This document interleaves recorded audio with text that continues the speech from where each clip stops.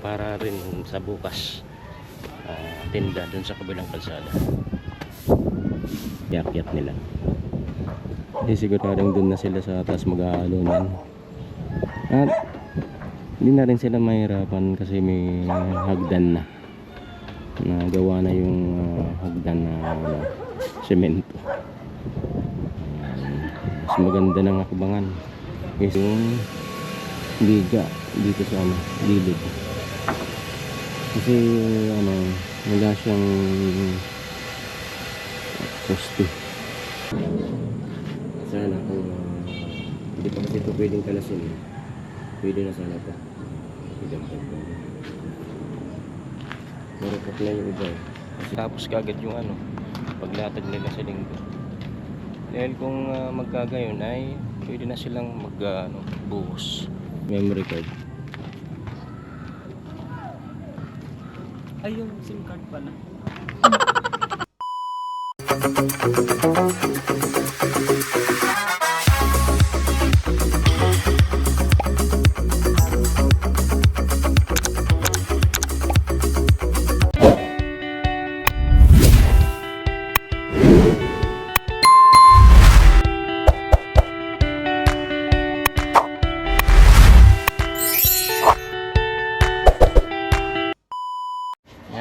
Magandang umaga at ayan, patuloy pa rin po sa paggawa sila Kuya Carpenter dun sa taas, kung saan ay nagpapatuloy na nila yung trabaho dun. At ayan, buwan natin ng video clip. Galing pa lang kami ni Ate Mama dun sa palengke. Ang palengke kami ng para sa Boulevard, tinda sa Boulevard, at para rin sa bukas tinda dun sa kabilang kalsada. Nakakot ko na yung iba.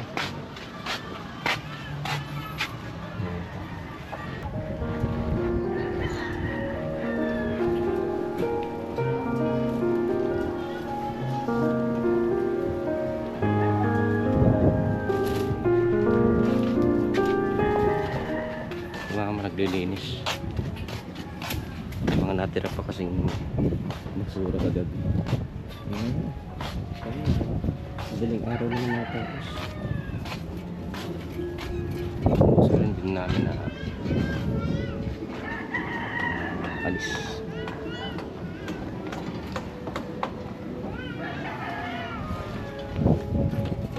Naglahapot na nila yung ibang graba para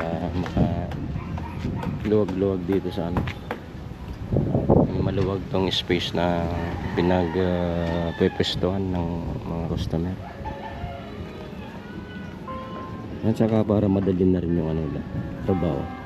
Kasi kung magakot pa sila pag maghahalo ng semento ay medyo pahirapan. At least nandun na yung ibang nasa sako. Kaya madali na lang iakyat nila. Siguradong dun na sila sa taas mag-aalunan. At hindi na rin sila mahirapan kasi may hagdan na.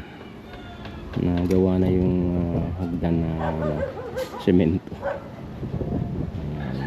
Mas maganda ng akbangan kaysa nung kahoy pa lang naglalambitin taas. Kasi dati na silang naghalo dyan nung wala pa yung hagdan. Pa lang yung kahoy. Medyo pahirapan. Pero ngayon diretso na yung dyan. May tao sa taas. Tapos inalalayan pagbutas ng buhangin at graba.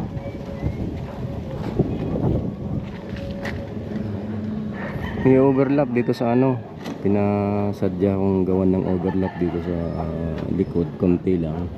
At yung dito sa harap katulad ng yan sa baba at sa left side parehas din. Yan ang para yung tubig ulan ay hindi diretsong mag yung babagsak doon sa dingding. Ayan, kaya may ganyan, may overlap.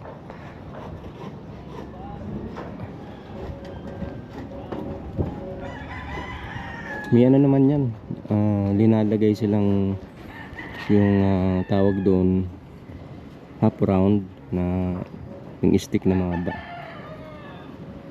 Sinasama na sa forma para pag umuulan ay hanggang doon lang sa tinanggalan ng half round, hanggang doon lang yung tubig, hindi na nagpapatuloy dun sa dingding o sa wall ng yan ng building. Mga buwinek, talagang nakikita na yung pagkabuo nitong project na to. Siguro may idea na kayo kung ano talaga yung gagawin dyan. Pero hindi yan bahaya. Mag-akot na muna ako itong mga natitirang pinamalingki na. Muli ulit kami ng pixel. Dinagdagan yung pixel para pag dagsa yung customer, marami yung gagamitin. Hindi na magagilap ng pixel kung saan.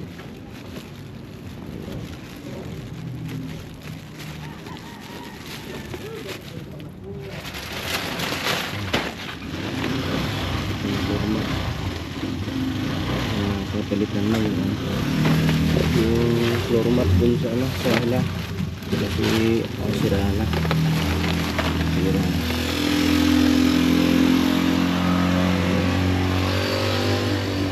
yung nagdi-deliver sa amin ng tubig, pinagtitindi namin.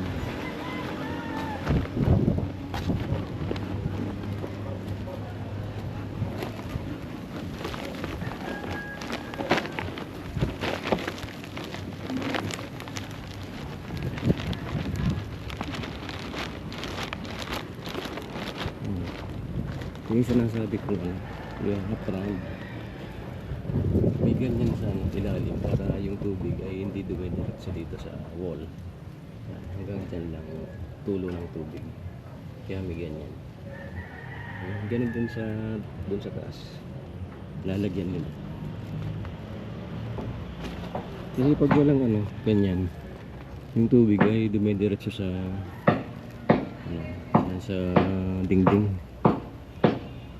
Pero pag may ganyan, doon na yung tubig, tulo ng ulan, tubig ulan. Dito nga, wala. Overlap, kaya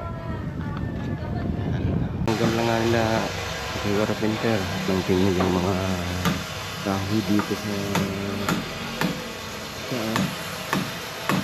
first floor kasi gagamitin na yan doon.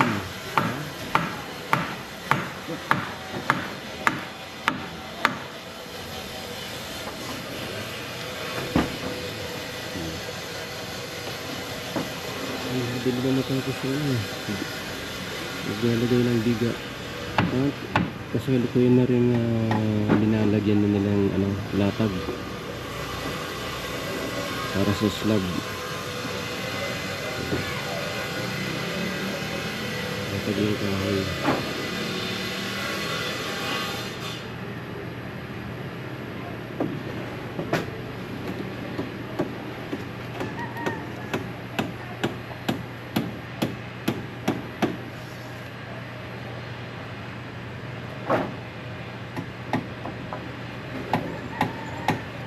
Nahuli dito sa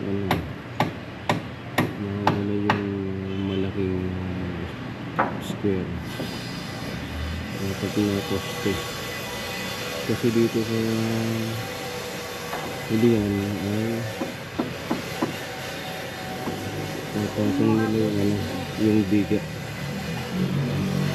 napatong nila yung biga dito sa hulihan. Ayan, may bakanting space para sa biga, kaya lang unahin na muna yung apat na poste para may patong yung biga dito sa ano, gilid. Kasi ano, wala siyang poste sa gitna. Ano yung poste? Ano lang, i-attach lang. I-attach lang niya.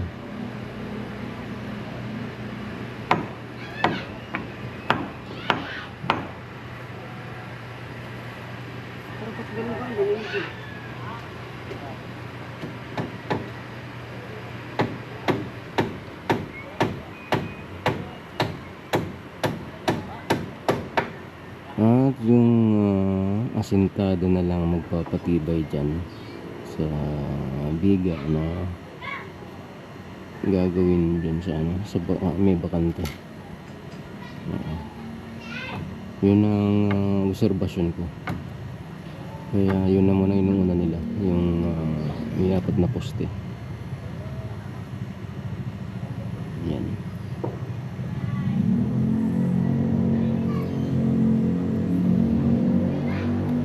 Ano lang yun?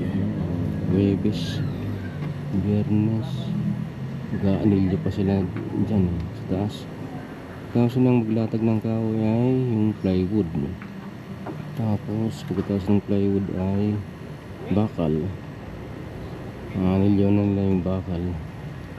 Tapos pag all set na, ayun, bubusan na nila ang semento kasama yung biga. At mahuli itong nasa ulian, itong maliit. Kailangan itong charge. Ayan, 5% na lang itong battery itong ano, battery. Bawal na ako dahil i-charge ko na ito. Ito, ano. Balik na lang tayo mamaya pag naka-charge na. The next day. Mga Gwenny, magandang umaga. Sa pagpapatuloy ng patrabaho dito sa project sa harapan bahay ni Gwen ay yun nga ginagawa na nila yung taas sa rooftop at medyo kukulang ng ano kahoy kasi yung ibang kahoy siya na at naka ano pa yung iba. Sana kung hindi pa kasi ito pwedeng kalasin, pwede na sana ito. Marupok na yung iba kasi overuse na. Kaya yun ang magiging problema ito. Baka maantala mo yung trabaho sa taas. Itong pang sa pin ay marimedyan na lang ito. Back na eh.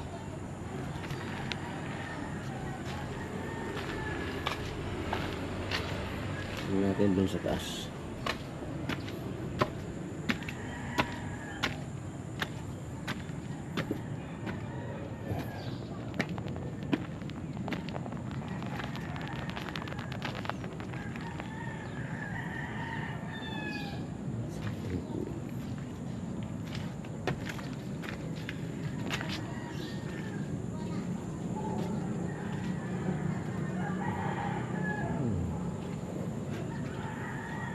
Hindi na lang pala yung ano, dadagdag dito.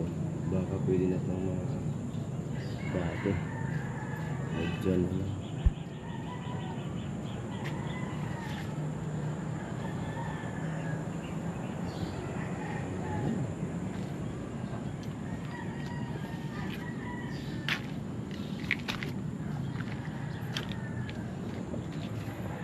At na lagyan na nga nila Kuya Carpenter ng ano, yung isang square palibot ng ano, biga yung mga formal pati yung latag na lang yung tinatapos nila hindi silang mag-boost. Magkakantayin na lang natin sila mamaya ano yung gagawin nila dito.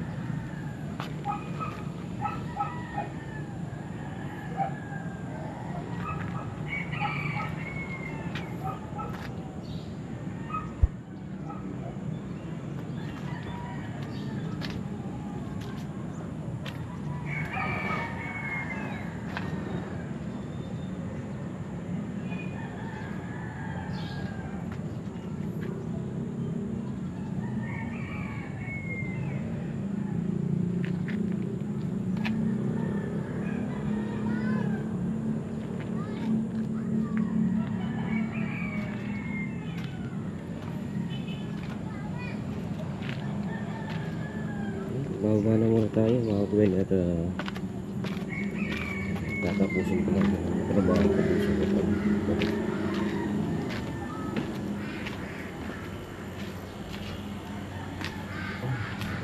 Abang-abang na lang tayo kung ano yung mga matatapos dito. Magagawa para updated naman kayo sa nangyayari dito sa pagpapatuloy na paggawa dito sa project sa harap ng Carnigwell. Dali nang matapos. Marami nang nakikitang tapos dito sa project. Yan naman po update natin ngayon. Abang-abang na lang po mga Gwenny. Much later. Ako mga Gwenny at umalis na sila kay Carpenter kanina pa. At papadasal kami ngayon kasi ngayon yung araw ng pagkamatay ni Baby. Death anniversary niya. Kaya ayun, nandun sila sa loob. Dati mama, Gwen, Rico, may yung neighbor namin. Tingnan natin itong nagawa nila. Carpenter.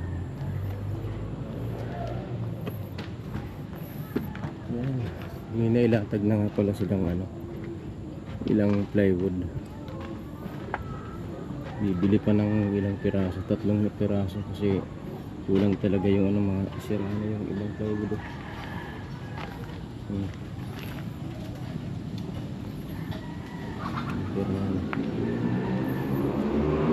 Latag na naman. Latag na ng kahoy, yung plywood na lang. Kailang kulang. Saka mga ilang pirasong kahoy. Kasi dito kulang na. Bukas na lang. Tapos yung plywood wala natin. Hindi kasi pwede yung manipis. Kasi pag manipis na plywood dapat mas maliit pa yung space ng mga kahoy. Yung ganyang space para dun sa 1/2 size ng plywood yung kapal. Bibili talaga para matapos na yan. Sabi nga ni Kuya Carpenter sa linggo daw papasok sila kasi kailangang mailatag na yan yung plywood saka yung bakal, nilyo ng bakal mailatag na para kung ewan ko lang kung matatapos kagad yung paglatag nila sa linggo. Dahil kung magkagayon ay pwede na silang buhos. Pwede na nilang buhusan. Yan. Dito si Gwen. Umalis siya doon. Na-picture ako kasi maganda yung view dito. Namamaos ako. At andito si Sushi. Sunod ng sunod Sushi. sa akin si Ano Sushi. ba ang pangalan talaga ni Sushi? Yes, kasi kabaliktaran ng Shih Tzu. Hindi. Sushi, Shih Tzu. Si Sushi, ang pangalan talaga niya ay Susima. Sushi. Ba't sushi? Pangalan ng matanda, Susima. Bakit naman sushi ma? Kaya nga Sushi for short. Susima kasi yan. Tatawagan niya, pag tumanda na siya, Aling Sima, Lola Sima, Shima. Susima. Ayan, ganda ng itong sunset. Wala na yung araw. Lang yan, yung sinag ng araw, palubog. Kaya ganyan. Kulay orange.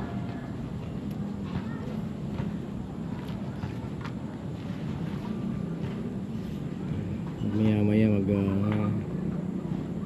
ayos na ako dun sa Yung behave naman niya. tindahan. 1:45 minutes. Memory card. Ay, yung SIM card pala. Ano? Ano? Um, Ano? I'm speechless. I don't know. Yeah. I don't know why. I don't know why, and I don't have an I idea don't know to yet. to speak to my viewers. Uy, huwag tatalon. Si Sushi, ano yan? Ang napakalakas ng loob niya na Spider-Man. tumalon. Hmm. At, ayan. Hindi lang maubos yung space ng memory card. At yan ang unang update natin mga Gwen. So, patuloy na paggawa sa project, sa harap ng bahay ni Gwen. At dito na sa rooftop yung ginagawa. Ayan.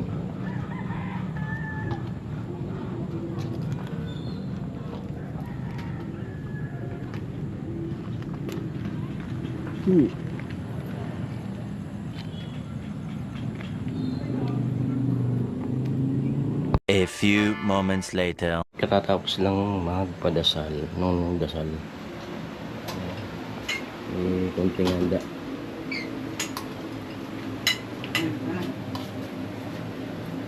Iya, kayak gitu.